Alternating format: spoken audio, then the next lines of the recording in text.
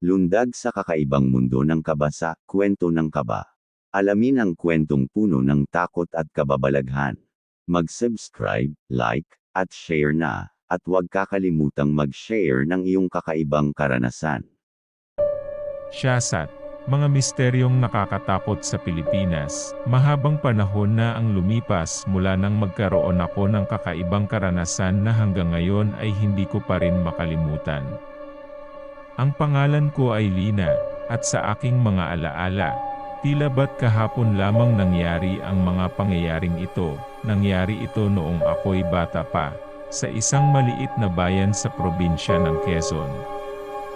Ang aking ama, si Berting, ay isang mangingisda, at ang aming tahanan ay malapit sa dagat. Tuwing gabi, habang ako'y natutulog na sa aming bahay, naririnig ko ang mga kwento ng aking ama tungkol sa misteryo ng karagatan. Ngunit isang gabi, ang kwento ay hindi na lamang kwento, anak, sabi ni Berting habang kami ay nag-aalmusal sa aming munting kainan. Mayroon akong kwento tungkol sa isang nakakatakot na karanasan sa karagatan. Ano po yun, Itay? Tanong ko. Sabik sa mga kwento niya, nangyari ito noong ako'y bata pa rin, tulad mo. Kasama ko ang aking kaibigan na si Mang Juan. Pumalaot kami ng malalim sa gabi, sa gitna ng dilim at tahimik na dagat. Biglang may narinig kaming kakaibang ungol mula sa ilalim ng karagatan. Akala namin ay balyena o iba pang malalaking isda, ngunit nang magmadali kaming umalis sa lugar, nararamdaman naming may sumusunod sa amin. Napakamot ako sa ulo, hindi mapakali sa kwento ni Berting. Ano pong nangyari pagkatapos, Itay? Tumakbo kami pabalik sa bayan ng mabilis. Subalit habang kami papalapit sa dalampasigan, biglang nawala si Mang Juan. Hindi namin siya nakita mula noon. Napatigil ako sa aking kinakain, nag-aalala sa kinahinatnan ni Mang Juan. At ano pong nangyari sa kanya, Itay? Hanggang ngayon, hindi namin alam. Naglaho siya parang bula. Mula noon, hindi na ako pumapalaot sa gabi, nanginginig ako sa takot at kuryosidad. Paano kung nangyari yun sa atin, Itay? Bumuntong hininga si Berting bago sumagot. Sana'y hindi.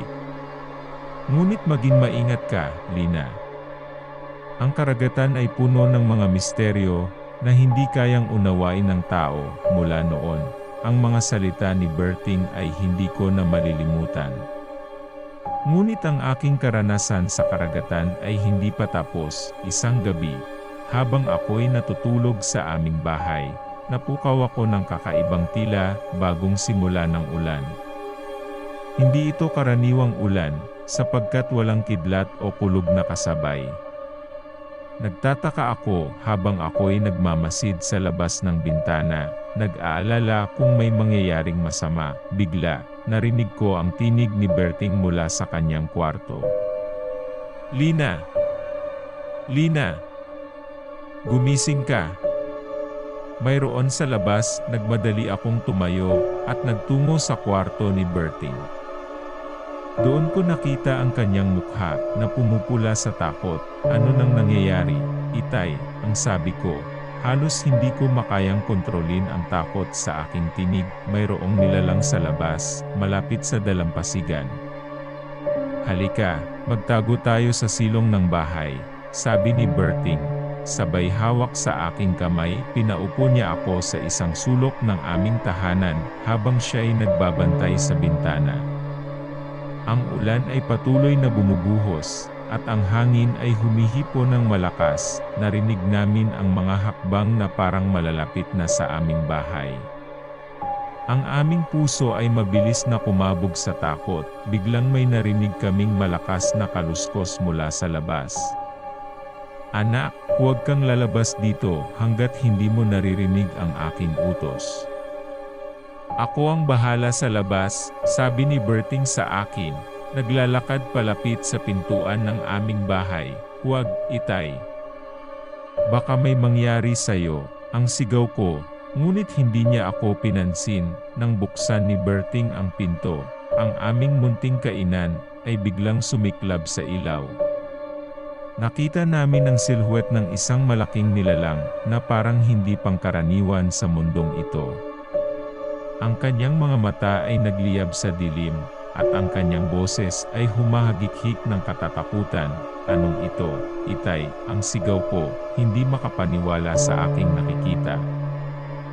Ngunit bago pa man siya makasagot, biglang umalingaw-ngaw ang isang malakas na huni mula sa labas. Hindi ito huni ng hayop, kundi tila huni ng mga kaluluwa ng mga taong nawawala sa karagatan. Balikan mo kami, Berting. Balikan mo kami, ang sigaw ng mga boses mula sa labas. Nanginginig ako sa takot, hindi alam kung ano ang gagawin. Ngunit si Berting ay matapang na lumabas sa labas, dala ang isang kahoy na parang sandata. Huwag kang lalapit, kung hindi't papatayin kita. Ang sigaw ni Berting sa nilalang, ngunit ang nilalang ay hindi nagpatinag. Sa halip, lumapit ito ng lumapit, sa kabila ng banta ni Berting. Ang nilalang ay hindi tumigil sa paglapit. Ang kanyang mga mata ay parang nagliliyab ng apoy. At ang kanyang presensya ay nagdudulot ng kakaibang takot sa amin, hindi ko na kayang pigilan ang sarili ko. Itay, bumalik na tayo sa loob. Hindi natin kaya to, ang sigaw ko. Sabay hila sa kanya, pabalik sa aming tahanan. Ngunit bago pa kami makapasok, biglang dumating ang isang malakas na hangin na bumukad sa aming pintuan. Nagdulot ng kakaibang sigaw ng masakit na hagulgol mula sa labas. Ano nang gagawin natin, Itay?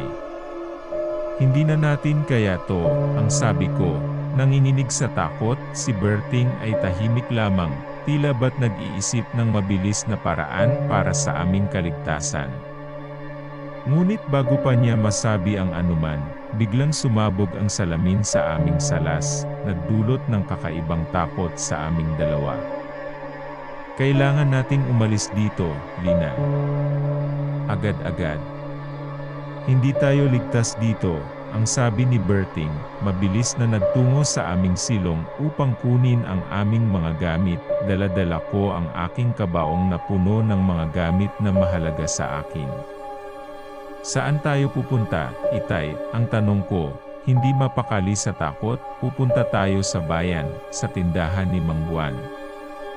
Marahil may alam siya tungkol sa mga pangyayaring ito, ang sagot ni Berting, habang nagmamadali sa pag-aayos ng mga gamit. Pagkatapos naming maghanda, naglakad kami ng mabilis patungo sa bayan. Ang aming mga yapak ay parang nababalot ng takot, habang ang aming mga puso ay hindi humihinto sa pagtibok ng mabilis. Sa aming paglalakad, bigla kaming naabutan ng kakaibang katahimikan. Wala kaming nakitang tao sa kalsada, at ang aming paligid ay puno ng dilim at misteryo. Hindi ito normal, Itay. Mayroon tayong dapat malaman tungkol dito, ang sabi ko, pagtitig sa kanyang mukha na puno ng kaba. Tahimik lang si Berting, tila ba't mayroon siyang naiisip na plano sa kanyang isipan. Narito na tayo sa bayan. Dalian natin, ang sabi niya, pagturo sa maliit na tindahan ni Mang Juan na tila ba't nakatayo sa gitna ng dilim. Nang makarating kami sa tindahan, hindi namin inaasahan ang aming makikita. Ang tindahan ay nakalubog sa dilim, at ang mga bintana ay sirang-sira. Wala kaming makitang tao sa paligid, ang puso ko ay bumilis ang tibok. Ano nang mangyayari sa atin ngayon, Itay? Ang tanong ko, sabay hila sa kanya papalapit sa pinto. Bago pa kami makapasok, biglang may narinig kaming malakas na hagik-hik mula sa likuran namin. Napalingon kami at doon namin nakita ang silhouette ng isang nilalang na parang lumulutang sa ere. May mga matang parang nagliliyab ng apoy. Balikan niyo kami, Berting. Balikan niyo kami, ang sigaw ng mga boses mula sa kalawakan. Nagkatinginan kami ni Berting, at sa aming mga mata ay nagbukas ang isang malaking pagnanasa para sa kaligtasan. Takbo, Lina! Takbo tayo pabalik sa bahay, ang sigaw ni Berting, sabay hawak sa aking kamay at takbo palayo sa tindahan. Habang kami nagtatakbo pabalik sa bahay, ang mga huni ng mga nawawalang kaluluwa ay patuloy na humahabol sa amin, nagdadala ng malamig na hangin ng takot sa aming balat. Ngunit bago pa kami makarating sa aming bahay, biglang naglaho ang aming paligid. Ang dilim ay biglang naging liwanag, at ang katahimikan ay napalitan ng kahulugan ng pag-asa. Pagkatapos ng ilang sandali, bigla na lamang kaming nagising sa aming kama. Ang aming puso ay mabilis na kumalma, at ang aming katawan ay puno ng kakaibang kaba. Nagkatinginan kami ni Berting, at sa aming mga mata ay nagbukas ang isang malaking pasasalamat. Totoo pala ang mga kwento, Itay. Totoo pala, ang sabi ko, puno ng pasasalamat sa aking tinig. Ngunit hanggang ngayon, hindi pa rin namin malaman kung ano ang nangyari sa mga pangyayaring iyon. Subalit isang bagay ang tiyak, ang karagatan ay puno ng mga misteryo na hindi kayang unawain ng tao, at kailangan nating maging maingat sa bawat hakbang natin. Ang aming pagkakagising ay hindi nagbigay ng kapanatagan sa aming mga puso.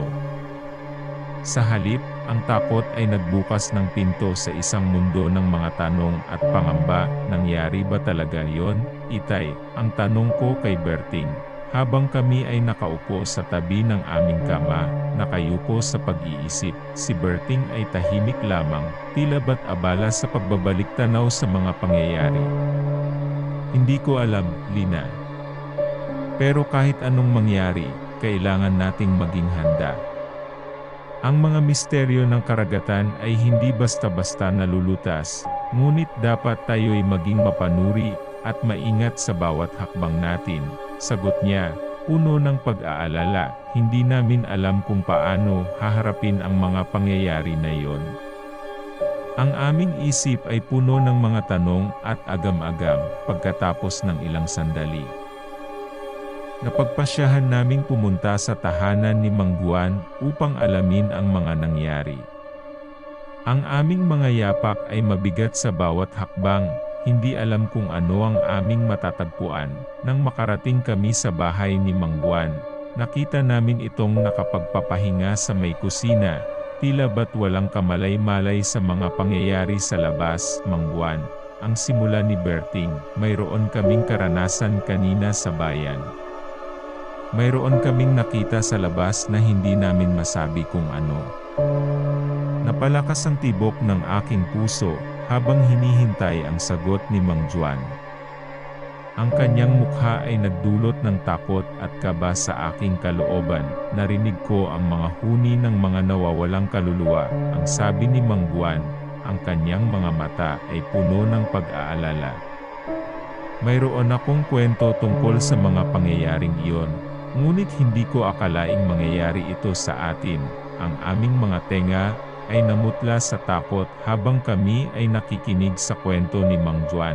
Nangyari ito noong ako'y bata pa rin, tulad niyo. Kasama ko ang aking mga kaibigan, naglalaro sa tabi ng dagat. Biglang may narinig kaming malakas na ungol mula sa dagat. Parang tinatawag kami. Ang simula ni Mang Juan. Ang kanyang mga mata ay sumisiklab sa takot ng alaala. Hindi namin alam kung ano ang gagawin. Pero bigla na lang nawala ang isa sa amin. Hindi namin siya makita kahit saan. At sa pag-aakala naming hinahanap siya, biglang sumulpot ang isang nilalang mula sa karagatan. Ang sabi niya, puno ng pag-aalala sa bawat salita. Anong itsura nung nilalang, Mang Juan? Ang tanong ko, hindi mapakali sa takot, parang hindi tao, Lina. Ang kanyang mga mata ay nagliliyab ng apoy, at ang kanyang mga kamay ay puno ng kapangyarihan. Ang sagot ni Mang Juan, ang kanyang tinig ay puno ng kaba. Nang marinig namin ang kwento ni Mang Juan, ang aming mga kalooban ay nabigla sa takot. Hindi namin alam kung paano haharapin ang ganitong uri ng panganib, pero sa kabila ng takot, Napagtanto namin na kailangan naming gawin ang lahat upang matuklasan ang katotohanan. Ang mga misteryo ng karagatan ay hindi namin kayang takasan, ngunit dapat naming harapin. Sa aming pag-uwi, ang aming mga puso ay puno ng determinasyon. Hindi namin alam kung ano ang aming haharapin, ngunit handa kaming harapin ang anuman para sa kaligtasan ng aming bayan at ng aming mga pamilya. Ang mga pangyayaring iyon ay nagbukas lamang ng pinto sa isang mas malalim at mas nakakatakot na misteryo. Subalit sa kabila ng lahat, ang aming determinasyon at pagkakaisa ay magiging sandata namin sa pagharap sa mga hamon ng karagatan. Sa mga araw na sumunod, ang aming bayan ay bumalot ng kakaibang takot at pangamba. Ang mga kwento tungkol sa mga nilalang mula sa karagatan ay kumalat sa buong lugar, nagdulot ng hindi kapanipaniwala at masusing pag-iingat sa bawat mamamayan. Hindi nagtagal, ang mga pagkawala ay nagsimulang maganap. Isa-isang nawawala ang mga kababayan namin ng hindi maipaliwanag na dahilan. Ang ilan sa kanila ay mga mangingisda na hindi na nakabalik mula sa kanilang paglalayag sa karagatan. Habang ang iba naman ay mga taong naglalakad-lakad lamang sa bayan at bigla na lang hindi na natagpuan, ang aming puso ay puno ng kaba at pangamba sa bawat araw na lumilipas. Hindi namin alam kung sino ang susunod na mawawala, at kung paano namin ito maiiwasan. Isang gabi, habang kami ay nagpapahinga sa aming tahanan, biglang may narinig kaming malakas na ungol mula sa malayo. Ang aming mga tenga ay nagkakalitong nakarinig, at ang aming mga puso ay mabilis na kumabog sa takot. Hindi maganda yan, Lina, ang sabi ni Berting, ang kanyang mukha ay puno ng pag-aalala. Mayroon ng mga nilalang na naghahari sa karagatan, at kailangan nating mag-ingat. Ang aming mga kamay ay nagdikit-dikit sa takot, at ang aming mga mata ay nag-uumapaw sa kaba. Hindi namin alam kung ano ang aming gagawin, ngunit hindi kami pwedeng manatili na walang aksyon. Ano nang gagawin natin, Itay? Ang tanong ko. Ang aking tinig ay puno ng pag-aalala. Berting ay tahimik lamang, tila ba't nag-iisip ng mabilis na solusyon sa aming problema. Kailangan nating lumabas at tingnan kung ano ang nangyayari sa labas. Baka mayroon tayong matulungan, ang sabi niya, puno ng determinasyon. Sa kabila ng takot, kami ay nagpasyang lumabas upang harapin ang anumang banta na maaaring dumating sa aming bayan. Pagdating namin sa labas, ang aming bayan ay nakatanggap ng isang kakaibang atmosfera ng takot at pangamba. Ang hangin ay nagdala ng kakaibang lamig sa aming balat, at ang buwan ay puno ng liwanag na tila ba't nagbibigay ng senyales ng banta, nang biglang may narinig kaming malakas na ungol mula sa malayo. Ang aming mga puso ay bumilis ang tibok sa takot, at ang aming mga kamay ay nagtutulakan sa nerbiyos. Bigla, ang karagatan ay nagbukas ng isang malaking lagusan, at mula roon ay lumitaw ang mga nilalang mula sa kailaliman ng dagat. Ang kanilang mga anyo ay puno ng kaharian at kapangyarihan. At ang kanilang mga mata ay nagliliyab ng apoy ng kaparusahan. Hindi namin alam kung paano kami haharapin sa mga nilalang na iyon. Ang aming mga puso ay puno ng kaba at pangamba, ngunit hindi kami pwedeng magpatalo sa takot. Sa gitna ng aming takot at pag-aalala, isang boses ang biglang sumulpot mula sa kaharian ng karagatan. "Balikan niyo kami, mga tao! Balikan niyo kami!" Ang sigaw ng mga boses mula sa kalaliman. Narinig namin ang tawag ng mga nawawalang kaluluwa, at sa aming puso ay nararamdaman namin ang kanilang pagkukulang at pangungulila. Hindi namin alam kung ano ang aming gagawin, ngunit hindi namin pwedeng pabayaan ang mga ito. Kailangan naming lumaban para sa kaligtasan ng aming bayan at ng aming mga mahal sa buhay. Sa aming pag-aalab ng determinasyon at tapang, kami ay nagpasyang harapin ang mga nilalang na ito. Ang aming laban para sa kaligtasan ng aming bayan ay nagsisimula ngayon, at hindi kami magpapatalo sa anumang banta na dumating. Sa kabila ng aming takot at pangamba, nagpasya kaming harapin ang mga nilalang mula sa karagatan. Sa pamumuno ni Berting, kami ay nagtipon ng lahat ng lakas ng loob at tapang na kailangan para labanan ang kasamaan na dumating sa aming bayan. Sa aming pagtungo sa dagat, ang aming mga puso ay puno ng determinasyon at pag-asa. Hindi namin alam kung ano ang aming haharapin, ngunit hindi kami magpapatalo sa hamon ng kapangyarihan. Nang makarating kami sa tabi ng dagat, ang aming mga mata ay nagdilim sa nakita. Ang mga nilalang mula sa karagatan ay nananatiling matapang at puno ng kapangyarihan. Ngunit sa kabila ng kanilang lakas, hindi kami nag-atubiling humarap sa kanila. Dito na magtatapos ang inyong pananakot, ang sigaw ni Berting, ang kanyang boses, ay puno ng determinasyon at tapang. Sa isang saglit ng pagtitigan, ang laban ay nagsimula. Ang aming mga puso ay kumalabog sa bawat galaw, at ang aming mga kamay ay nagdala ng kapangyarihan ng pagkakaisa at paglaban. Sa pamamagitan ng aming tapang at lakas, kami ay nagtagumpay sa pagharap sa mga nilalang mula sa karagatan. Ang kanilang kapangyarihan ay nabigo sa aming determinasyon at pagkakaisa.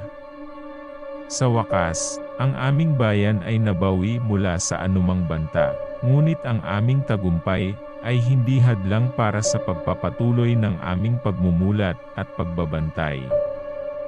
Ang mga misteryo ng karagatan ay patuloy na nagbabantay sa aming bayan, at ang aming tungkulin ay patuloy na magpatuloy sa aming pagtatapos.